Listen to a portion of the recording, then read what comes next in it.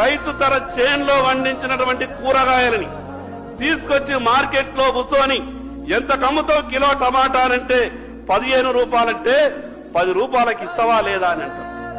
ఇక్కడనేమో 200 రూపాయల టిఫిన్ చేస్తే 200 రూపాయల టిఫిన్ కు బిల్లు కట్టి 200 రూపాయలు టిప్పియడానికి మనసొప్పుతుంది గాని అక్కడ 15 రూపాయల కిలో టమాటాలు అమ్మితే 10కి ఇస్తే తీసుకుంటా లేకుంటే లేదనే విధంగా ఆ రకమైనటువంటి అవమానాలను రైతు భరిస్తున్నాడు అధ్యక్ష. నేను ఎందుకు ఈ మాట చెప్తున్నానంటే అధ్యక్ష, కళ్ళకు నీళ్ళొస్తాయి అధ్యక్ష. ఈ రోజు ఏ రైతు కూడా సంతోషంగా లేడు అధ్యక్ష.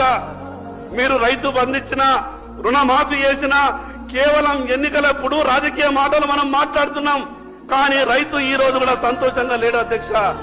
అధ్యక్ష, 5 ఎకరాలు ఉన్నటువంటి రైతు తను పండించినటువంటి పంటని కుటుంబం అంతా కూడా కష్టపడ్డ తర్వాత మార్కెట్కి వెళ్లి అమ్ముకొని సంవత్సరం తర్వాత లెక్క చూస్తే అధ్యక్ష 50,000 రూపాయలు కూడా లాభం వస్తలేదు అధ్యక్ష.